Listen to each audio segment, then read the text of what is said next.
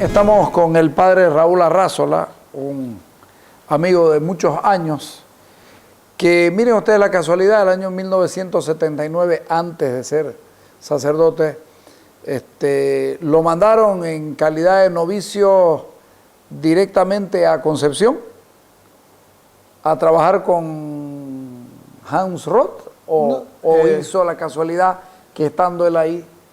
Hizo la casualidad de que yendo nosotros en un viaje como novicios, nos encontramos con las obras de restauración de la Catedral de Concepción. Y esa catedral que en 1973 había empezado a ser restaurada con el impulso de Monseñor Antonio Eduardo Bösel y con la dirección técnica de Hans Roth. Hans Roth todavía no era un personaje conocido en Santa Cruz y ya había trabajado en San Miguel y San Rafael. Y entonces el trabajo que se estaba haciendo en Concepción de restaurar y recuperar la Catedral de Concepción me hizo entrar una inquietud en mi vida, y el tener que estar metido un poquito con los archivos bautismales de la parroquia y el ver los trabajos que se realizaban en los talleres me metió el gusanito de esto de la restauración, de la conservación. Sí. Ahí fue, estuviste con el Monseñor Antonio y con Hans. ¿Vieron la parte de la restauración hasta que se terminó? ¿Estuviste en la restauración? No, estuve en dos etapas. La primera vez, el 79, estuve solamente de visita, unos meses, ayudando un poco en lo que podían ayudar unos muchachos que se estaban iniciando en la vida religiosa.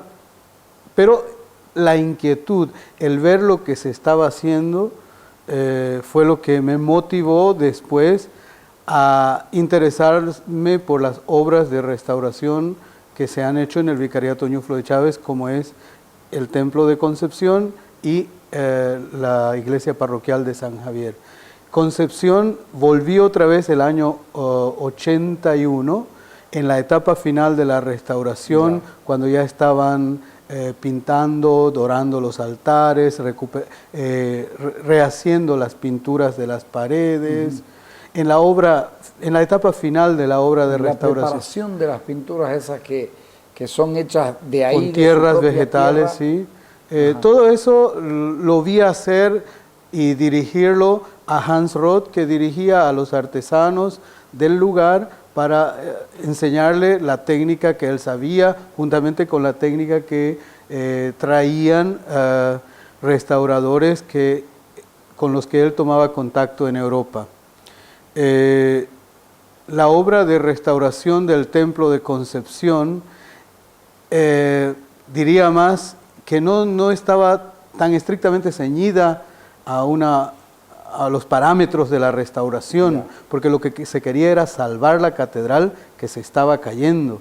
Y el obispo, preocupado porque no tenía catedral, y ya también varios años se usaba otro espacio, el centro juvenil, el centro parroquial como templo parroquial. Entonces esta preocupación por recuperar la catedral era mayor que ser fiel a los detalles de la restauración. Por eso es que en Concepción se ve una catedral como nueva, ¿no? Brillando, el dorado es brillante.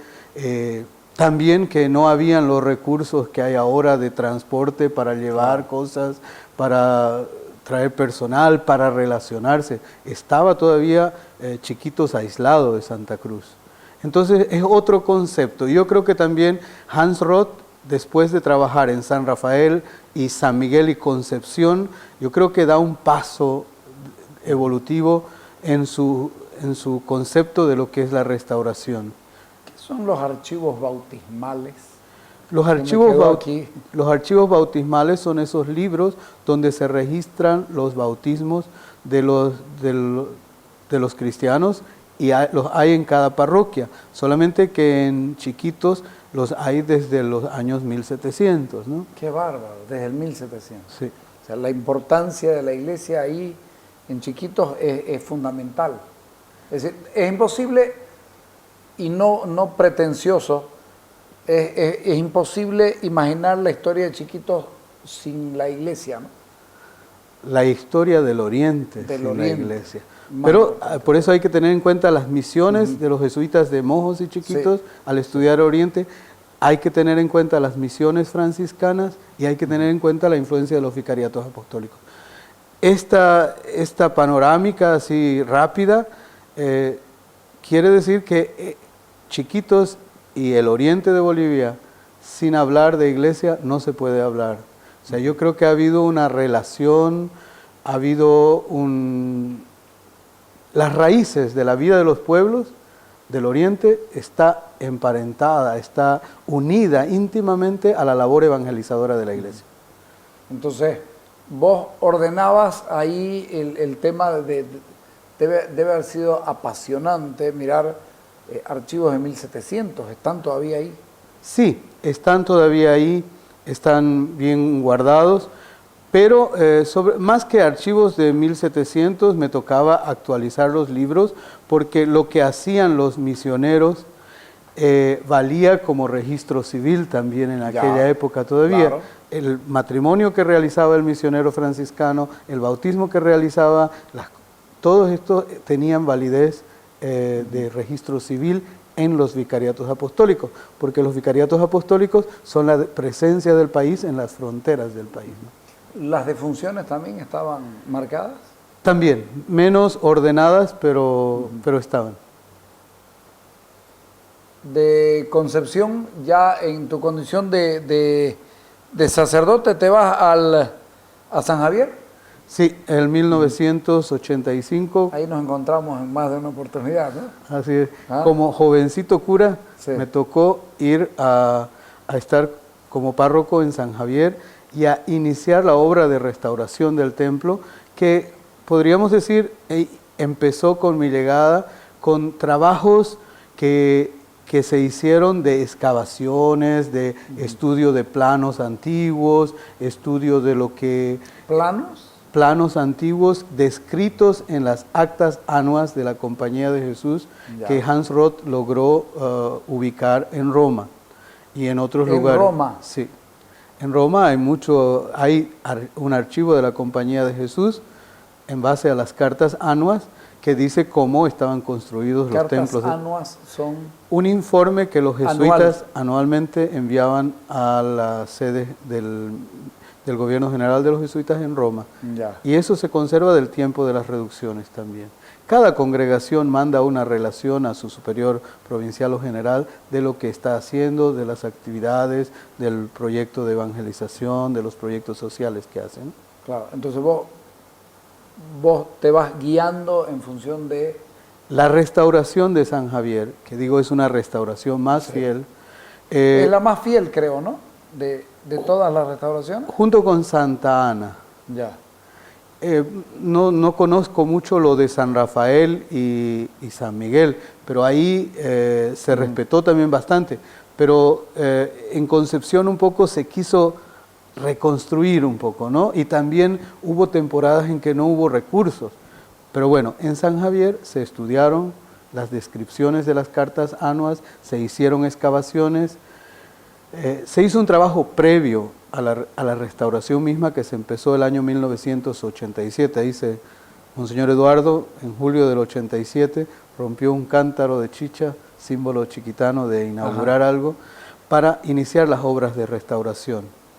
Y ahí, bajo el templo en restauración, seguíamos celebrando las Eucaristías. Tuve la suerte de participar con el equipo al inicio de los preparativos de la restauración y de los planes, con Eckhard Kühne y con otros jóvenes arquitectos alemanes, y también con el arquitecto Hans Roth, la cercanía y el apoyo constante de Monseñor Antonio Eduardo en esta segunda restauración de su vicariato, un religioso especialista en techos de madera, un jesuita suizo. También habían artesanos locales a quienes este hermano jesuita les orientaba, les daba clases nocturnas para enseñarles a leer los planes, a leer las directrices del arquitecto, hablarles sobre las fuerzas y la cosa de la física para que no se vayan a equivocar en los cálculos que hacían. Y de ahí en San Javier resultaron artesanos interesantes. Este señor Herzog. Herzog es un hermano jesuita, Jesuita. sí, técnico en techos, Ya. que acompañó a los obreros y artesanos de San Javier y diríamos contribuyó a su formación. San Javier era una población en la que sus pobladores y los hacendados tenían un poco más de recursos. ¿Ayudaban?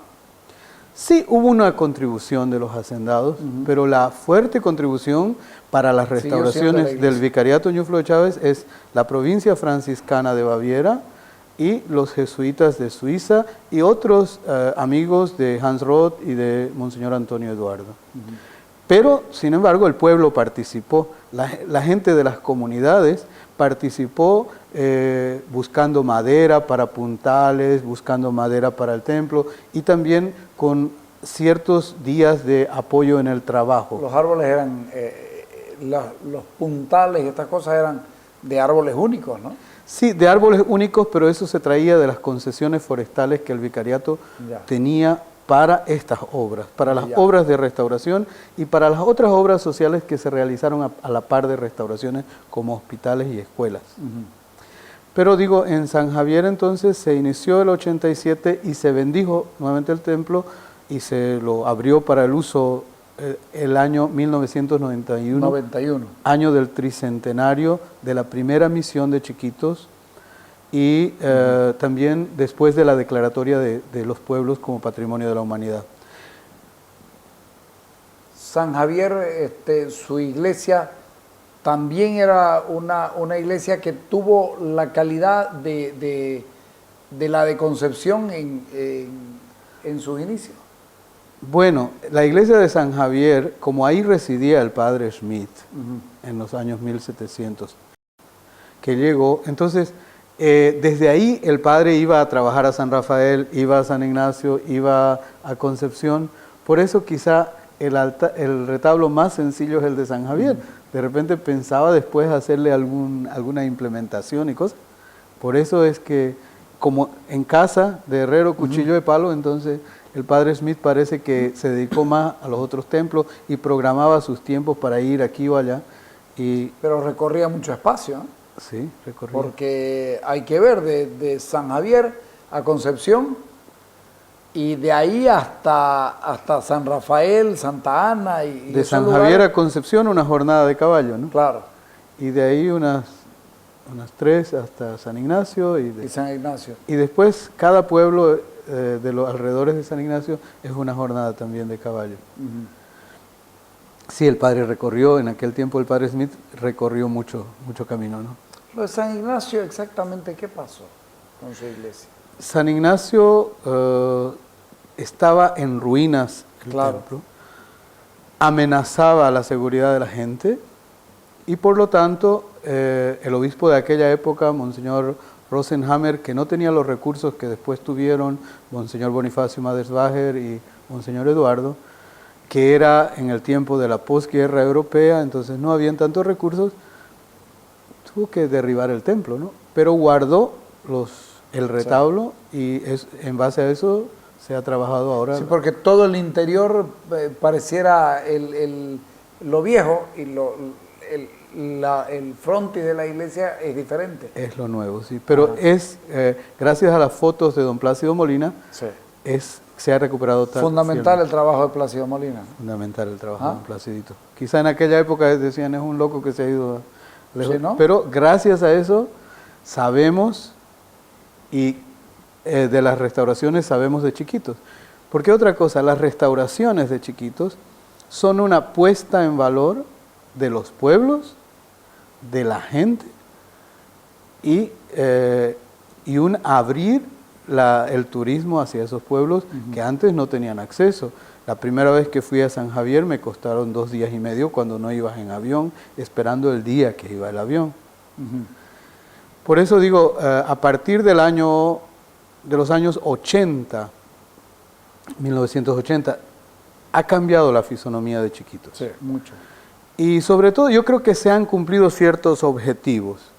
La iglesia, el vicariato no restaura los templos para que para el turismo en primer lugar, no los Claro, restaura para eso es claro. los restaura porque son pueblos vivos que necesitan su templo y la identidad del pueblo chiquitano es identidad cristiana. Y la gente, los chiquitanos, los paicos, habían cuidado y conservado sus templos junto con la gente de los pueblos En la medida de sus posibilidades. en la medida de sus posibilidades. En el auge de la goma tiene su problemática. Los chiquitanos salen de los pueblos y son llevados a las haciendas y en los pueblos quedan los blancos. Pero, sin embargo, el templo sigue siendo el lugar de referencia de los chiquitanos, el lugar que cuidan, el lugar donde son sujetos, son valorados. Porque hay, por ejemplo, ceremonias en Semana Santa que hacen los animadores, los líderes, los sacristanes chiquitanos. Por ejemplo, el descendimiento de la cruz, el desclave. Es una ceremonia que no está en la liturgia oficial de la iglesia, pero que sin embargo la hicieron por mucho tiempo. O sea, la forma en la que se unieron la fe católica con los ritos y las creencias de los indígenas, los católicos supieron aceptarlo y atraerlo, respetando absolutamente todas sus creencias. Se integraron y después los chiquitanos mismos lograron hacer su síntesis, ¿no? Porque eso que ellos escuchaban con sus oídos que los padres les predicaban, que veían en los templos, eso les ayudaba a que esta enseñanza nueva entre en su corazón y transforme sus vidas, ¿no? Porque es fundamental, como digo, la influencia cristiana en los pueblos, en su organización social, en su manera de enfrentar la vida, porque las misiones realizaban una evangelización integral, ¿no? Claro, se dedicaban a todo, la misión se dedicaba a todo. Era el registro civil, era el que te decía naciste y era el que te decía te casaste. Y era el que te decía, tuviste hijo y lo bautizamos. O sea, estaba en todo. Estaba en todo. Estaba en todo y ha estado en todo hasta los años 70, diría hasta 80, cuando en los certificados de los vicariatos apostólicos se dice, yo el misionero tal, bauticé, puse óleo y crisma, y también eso quedaba como registro civil.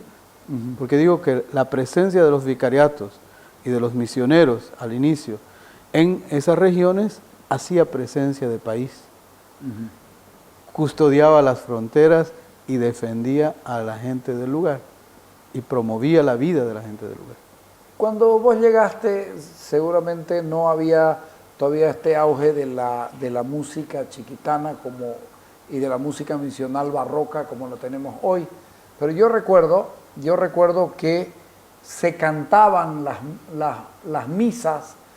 Yo en una oportunidad estábamos yendo a hacer hoja de ruta para las carreras, nos tocó un domingo en San Rafael y los muchachos que estaban con nosotros dijeron, entremos a la misa, y entramos a la misa y escuchamos, te hablo de antes del 80, todavía la integración del Oriente comenzaba, 80, 81 tal vez.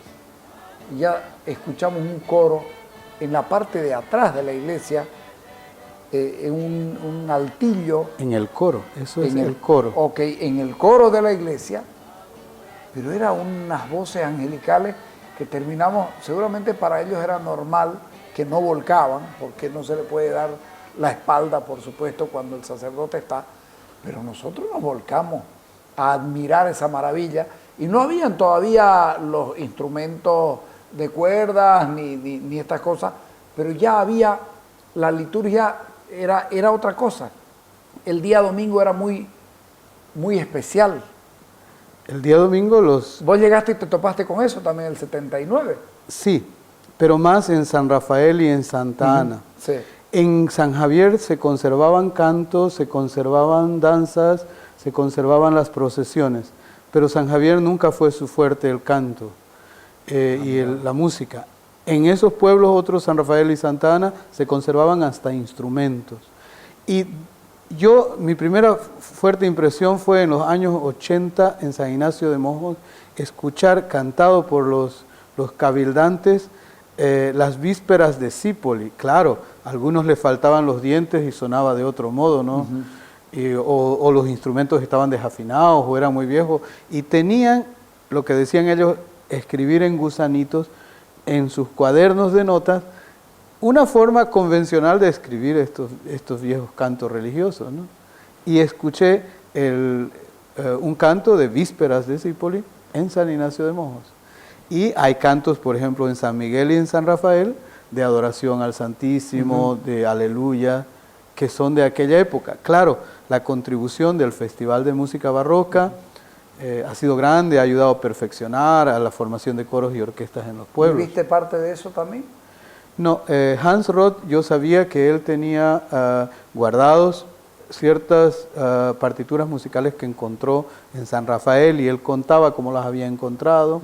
Y en este tiempo que yo estaba todavía en el vicariato, vinieron musicólogos de Argentina y gente especialista en conservación de partituras para conservarlas, filmarlas y sacarlas en microfichas para que después se puedan utilizar y que fue después la obra de Nabrot, finales de los años 80 creo, si no me equivoco, de transcribir esto. Que fue otro gran aporte. Otro gran aporte. Pero ahí está la cultura musical que deja también la iglesia. Sí, porque la iglesia enseñaba cantando. Claro. Aprovechaba el alma musical que tienen los chiquitanos, los guarayos. La tienen, ¿no? De naturaleza. Hay un mito guarayo sobre su afición por la música. ¿Ah, sí? Sí, sí.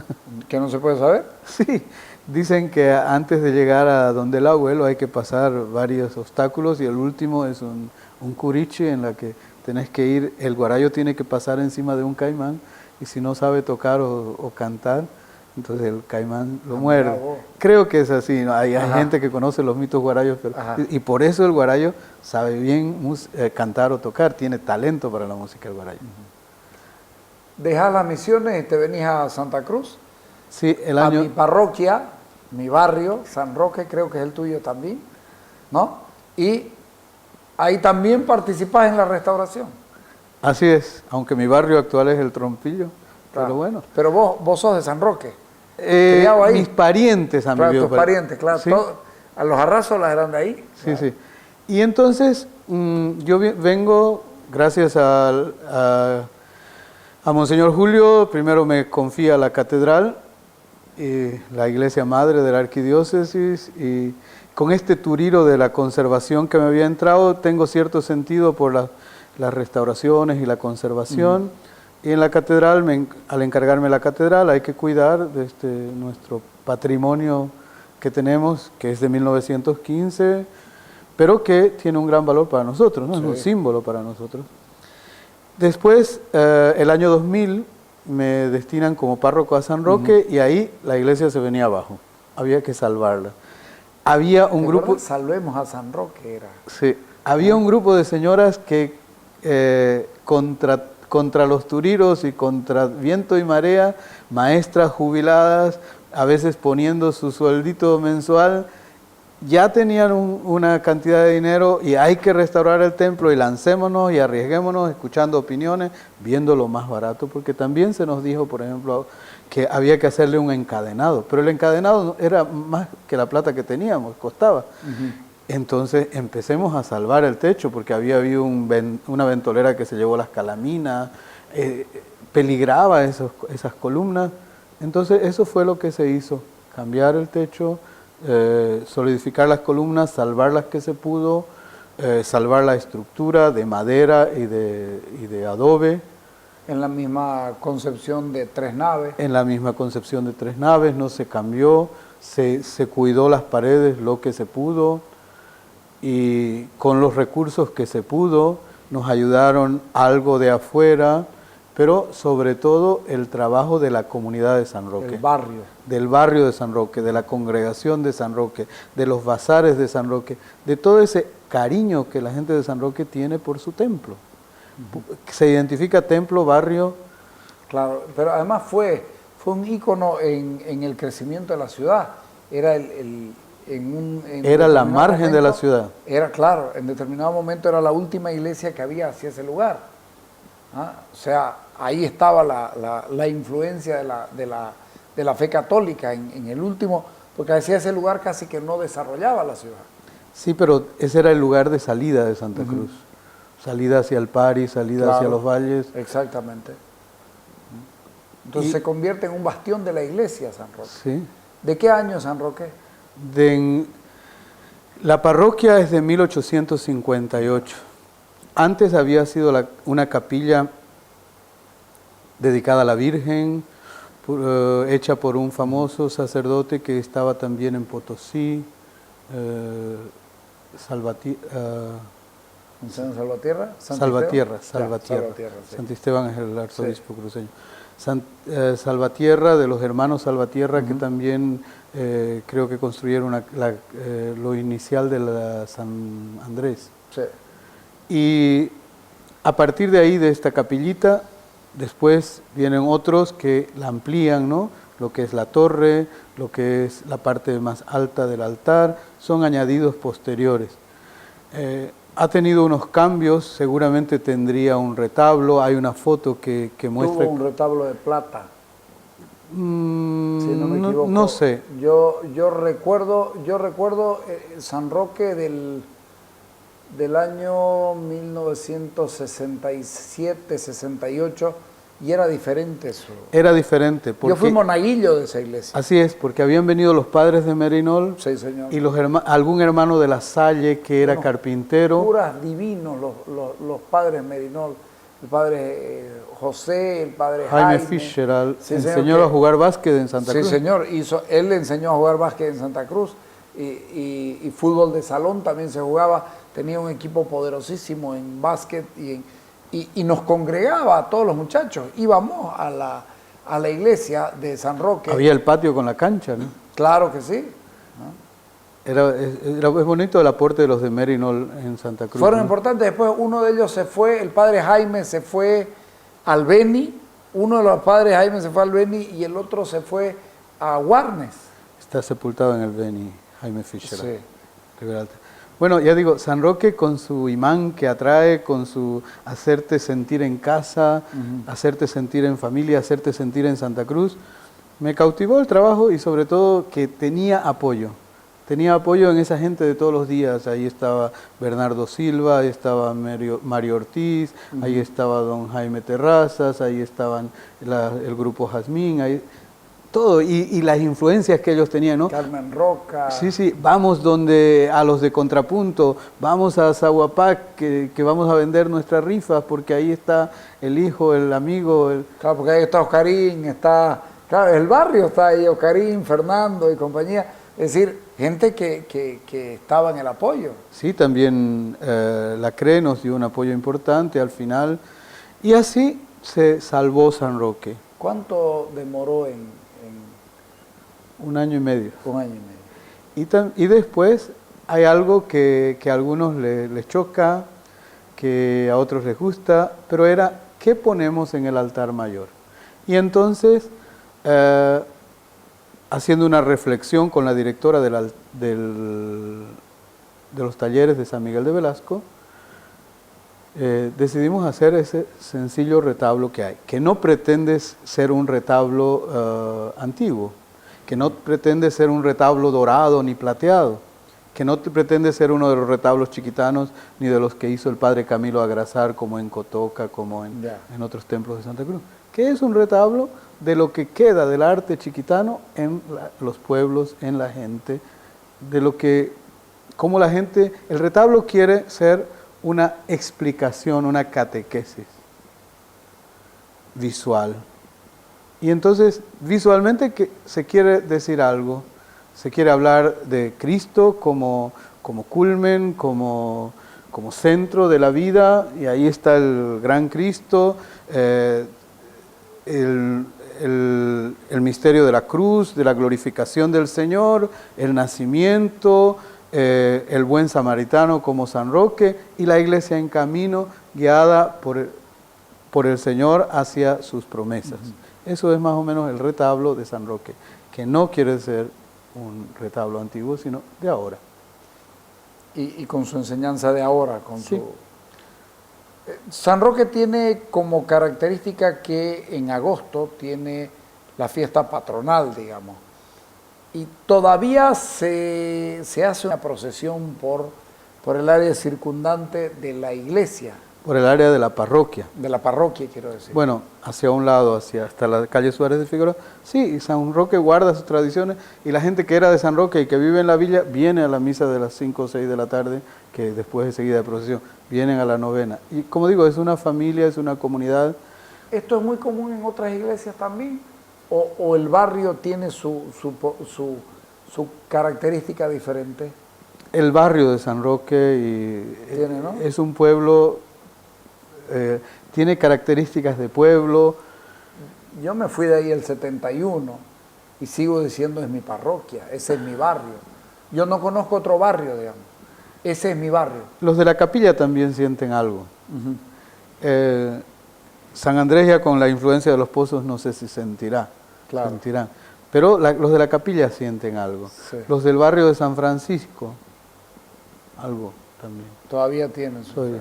Pero la más fuerte influencia que uno pueda ver en la ciudad de Santa Cruz es la influencia De San Roque. Sí. ¿Ah? Y yo estaba alegre de estar ahí, me sentía identificado y sobre todo no me sentía solo en hacer una cosa, ¿no? No fue una obra de Raúl Arrázola, es la obra de la comunidad parroquial de San Roque, de los que se sienten sanroqueños, y así salvamos el templo y ahí está. Era uno de los 3 templos de madera y de barro que tenía Santa Cruz, junto con la Merced y San Andrés, pero estos cambiaron de estructura y de posición, y se conserva San Roque, ¿no? Más antiguo todavía que la catedral. Más antiguo que la catedral. Y la catedral fue tu último trabajo, digamos. La catedral otra vez ¿Dónde volvés me confió Monseñor Julio el cuidado, la conservación y la animación de la liturgia y de la vida en la catedral, que es un centro importante porque está abierto todo el día, porque Santa Cruz todavía piensa en su centro y vienen de todos los barrios a la misa de la catedral. Yo creo que unas 5.000 personas pasan el domingo en las 6 misas que tenemos. Unas 5.000 personas. Sí, alrededor de eso, ¿no? Y creo que se da un mensaje, creo que la gente quiere la catedral y se preocupa por mantener la catedral. O sea, porque la catedral no recibe fondos de otro lugar. La catedral se mantiene, se cuida y hay que hacer obras, hay que asegurar el techo que está en peligro. El año pasado tuvimos un problema. Ahora estamos con las puertas, restaurándolas. Son bellísimas esas puertas, ¿no? Sí. ¿Ah? Se las está restaurando ahora lo más fiel que se puede. Hay que trabajar constantemente contra los turiros porque es un techo de madera. Pero sobre todo por que sea un lugar de encuentro, un lugar de irradiación de la palabra de Dios y de la palabra del pastor de la diócesis. Porque la celebración de las 7 de la mañana que preside el cardenal es una misa escuchada en todo el país y también afuera de las fronteras. Es un mensaje de referencia que ilumina a la luz de la palabra de Dios la realidad que vivimos.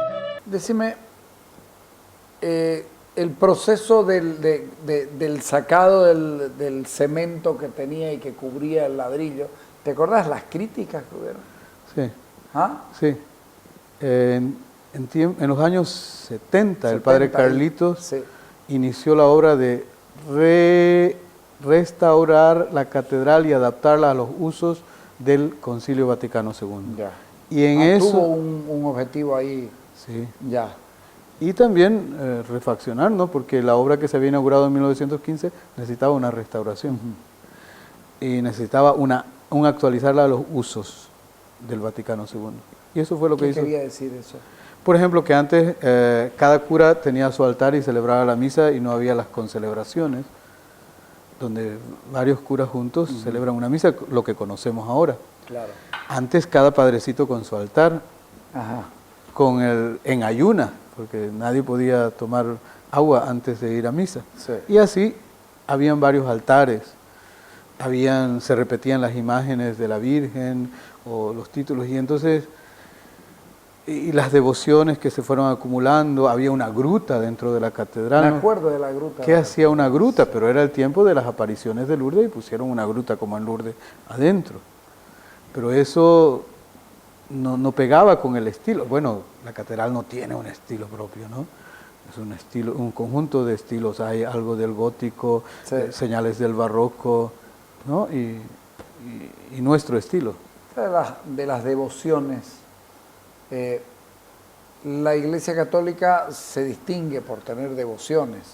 Hay gente que cree en los santos. No es que no crea en Dios, pero hay gente que se apega a los santos. Ya, nuestro centro como cristianos y distintivo es que creemos en el Señor Jesús muerto y resucitado. Seguro. En Dios Padre, Hijo y Espíritu Santo. Pero los santos son los intercesores, son los cercanos a nosotros y por eso nos apegamos a ellos. De repente tenemos un retacito. ¿Identificaciones? O sea, por lo humano, ¿no? Ya. Nos identificamos más con lo que hicieron, nos identificamos más con alguien que divulgó un milagro de un santo, pero son seguidores del Señor que nos deben llevar al Señor. Y también hay devociones como por ejemplo al Divino Niño, al Señor de la Misericordia, que son acentuaciones de un aspecto de la vida del Señor, la infancia del Señor en el Divino Niño. Claro, todos los niños es la infancia de Jesús. de Jesucristo. Y Jesús en su mensaje nos dice, si no se hacen como niños no entrarán en el reino de los cielos. Aceptar el reino como un niño, con sinceridad, con candidez. El santo patrono de la iglesia de la catedral está en la mano derecha. San Lorenzo, patrono San desde Lorenzo. aquella época en que Sí. don Lorenzo Suárez de Figueroa puso a su patrón como copatrón de la ciudad, patrón de la ciudad y patrón por eso de la arquidiócesis y de la catedral. La gente, su santo era el de su nombre. Sí. Antes se celebraba el santo, ¿no? El santo protector, el santo patrón. Ahora seguimos teniendo esa devoción a los santos, ¿no? Sí. Pero hay que subrayar la centralidad del Señor, de Cristo, del misterio pascual, la centralidad por ejemplo, en la catedral del altar donde se celebra la Eucaristía. Antes, claro, la gente, los vitrales, la Biblia de los párvulos, que no sabían leer, las imágenes, que lo que se había dicho y leído se veía representado, ¿no? Eran los audiovisuales de la época. Claro. El Museo Catedralicio. El museo, anoche todavía estaba hablando del museo con un buen amigo. El museo es una gran riqueza que tiene Santa Mucho. Cruz. Y es impresionante. Además. Sí, y lo tenemos muy amontonado. No tenemos espacios adecuados. Ahora, gracias a Dios, está llevado y cuidado por una voluntaria, la señora Anita de Terceros, Sí. que desde hace 25 años viene cuidando y preocupándose, su vida es el museo. Pero ella también dice que están las cosas muy amontonadas, ella también con su celo por cuidar el museo dice, no las llevemos allá porque todavía no tenemos seguridad. Gracias a la prefectura tenemos un sistema de alarmas y seguridad ahora para cuidar esto, pero lo ideal sería mostrarlo más amplio, porque así parece que todo se te viene encima. Lo que se tiene en el museo es lo que hay en Santa Cruz, no hay nada traído de otro lado. No, es de las misiones de Chiquitos, Ajá. de Mojos, del Chaco, es lo que hay de tesoros religiosos. Que en Santa Cruz, siendo que las catedrales de Santa Cruz han sido Mixque y Arani antes que... Claro que sí. No hay mucho, y mucho se quedó allá, ¿no? Y Santa Cruz siempre ha sido una iglesia pobre en recursos. Era una iglesia pobre. Sigue siendo una iglesia pobre, Sí. no es una iglesia de lujos. Y ni de derroche de recursos. Pero sin embargo, por ejemplo, hay mucho de las misiones, de las reducciones. Sin embargo, se hicieron tiras. Monseñor Santisteban, con sus visitas pastorales, consiguió ayuda Sí, de los cruceños en el Beni, de los Sí. cruceños gomeros, y gracias a eso se concluyó la catedral y hay la platería en la catedral. También hicieron sacrificios en aquella época para traer de Potosí algunas cosas, ¿no? Para traer artesanos que hagan las campanas, se paralizaba la obra porque se debía de las campanas, se debía de un altar, se debía de ornamentos. Todo era traído de fuera y todo era caro, y Santa Cruz era un pueblo pequeño. Recién en el auge de la goma se termina la catedral, del 4 al 15, fíjate esa Sí, fecha. sí. La Semana Santa en Santa Cruz es importante. La procesión del Viernes Santo sigue congregando, seguramente el hecho de masas o el acto de masas más importante que tiene Santa Cruz. Sí, es un acto en que es un... Es impresionante, ¿no? Sí, y no es una celebración litúrgica. Claro. Es una devoción al lado de la liturgia, pero congrega por el sentido de compadecerse del Cristo muerto, ¿no? Y a veces una religiosidad que tenemos en el alma, que tenemos de tradición y que le falta un matiz de evangelización, se queda solo en eso. Lo ideal sería que no nos quedemos con el Cristo muerto del Viernes Santo o en un sepulcro, sino que vivamos la Pascua de Resurrección y renovemos nuestra fe. A eso nos lleva la Cuaresma y la Semana Santa. La Semana Santa no termina el Viernes Santo con el velorio del sepulcro, sino que culmina con la noche de Pascua, con el toque de campanas, con el canto del aleluya. La resurrección, finalmente. La resurrección. Y a veces, pero el elemento emotivo del milagro, Viernes, finalmente. sí, ese es el hecho central de nuestra Claro. fe. Pero lo emotivo de la gente del compadecerse del sufrimiento de Cristo. Pero es que la gente se pone luto para ir. Se ponía, ahora ya no se ahora nota ya no, tanto. pero yo recuerdo. La gente mayor se ponía de negro. Se ponía luto y mucha gente lloraba. La hermandad del Santo Sepulcro se visten de negro, llevan el sepulcro, se preocupan por adornarlo y arreglarlo, Sí. ¿no? Hay, por ejemplo... ¿Siguen habiendo los pañuelitos blancos? Sí, un signo de paz, despedir al Cristo yacente. Estos años hemos incluido una ceremonia que viene de chiquitos, que es el desclave, porque en los barrios de Santa Cruz hay gente chiquitana. El desclave. Que, tiene la tradición de descendimiento de Cristo de la cruz y postura en el sepulcro, que es una ceremonia propia de chiquitos y que la hacen ya en algunos barrios de Santa Cruz, por ejemplo en El Plan, en la Cañada Pailita, y que ahora la ponemos en la catedral después de las 7 palabras. ¿Y cómo se hace eso? Hay un Cristo crucificado. Me estás obligando a ir a la... Que es articulado, ¿no? Y entonces la gente que tiene su origen en los pueblos chiquitanos, que lo ha visto en San José, en San Miguel o no sé, quiere hacer lo mismo para sentir Semana Santa, del sentimiento. Entonces desclavan al Cristo, lo bajan con mucha devoción, con mucha unción. Debe ser una... Esto viene después del sermón de las 7 palabras. Sí, a las 2:30 de la tarde más o menos, ¿no? Y eso es un cuadro audiovisual muy elocuente, ¿no? Y muy emocionante también, ¿no? Hay un coro también, una orquesta de chicos de la Cañada Pailita, de estas orquestas que han surgido en los barrios también, no solo en los pueblos, que acompañan todo esto. Muy bonito eso. Y la iglesia lo supo aceptar. Sí. Lo supo asimilar. Sí, y no se lo tenía en Santa Cruz, pero claro, como en los pueblos, en los barrios se realizaba ya, lo hemos puesto en la catedral para que la gente vea lo que hacen en sus pueblos y se sienta unida a esto, ¿no? ¿Qué hizo la gente cuando se hizo por primera vez? Emocionó mucho a la gente, ¿no? Claro, ya lo creo. Y sigue emocionando, sigue cultivando ese sentimiento, pero yo creo que tenemos que ir más allá de ese sentimiento. Bueno, es tarea del trabajo en las parroquias, claro, ir más allá del sentimiento, ir al Cristo resucitado. Pero, sin embargo, es un ayudar a la gente a echar raíces en los barrios, porque la gente de nuestros barrios no tiene raíces. A eso me iba a referir, el tema de la religiosidad. Hay mucha religiosidad, lo que pareciera que se ve es lo que influye más. ¿Cuánto influye esto en la iglesia misma? El saber que hay más religiosidad que fe a veces. No diría más religiosidad que fe. Hay muchas expresiones de religiosidad popular a las que nos tenemos que acercar con respeto, a las que nos tenemos que acercar para evangelizarlas, para decirles el significado de lo que hacen, para que no nos quedemos en lo que hacía mi abuelita o en lo que vi de niño, sino que eso lo asimilemos nosotros y lo mostremos en la vida, ¿no?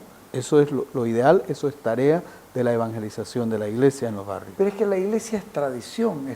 La iglesia soy yo y lo que eran mis padres. Es imposible desligarse y ese es el valor, por eso se hace este programa.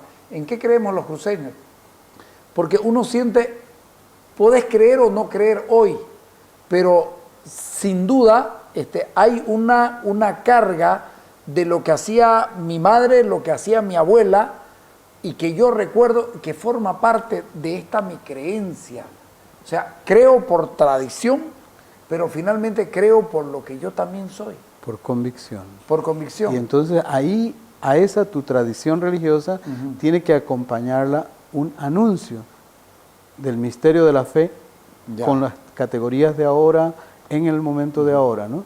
Pero tiene que haber ese encuentro, tiene que haber esa valoración y ese respeto hacia la tradición religiosa, hacia las expresiones de religiosidad, hacia las expresiones devocionales, y ahí ir a anunciarle al pueblo la buena noticia hoy.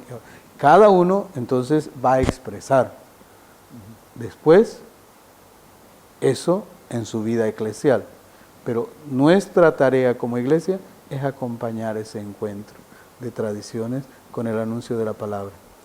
Yo lo voy a dejar aquí y vamos a hacer otro programa donde nos va a hablar de la influencia de dos congregaciones importantes, jesuitas y franciscanos, en todo el oriente boliviano, desde el sur, frontera con Paraguay, hasta la frontera con Brasil y Perú al norte. ¿Te parece? Sí. Te agradezco mucho. Aunque hay otros especialistas, pero no, gracias por la posibilidad de compartir sí. también la vida de fe de un hombre de iglesia como soy. Seguro que sí. Vámonos.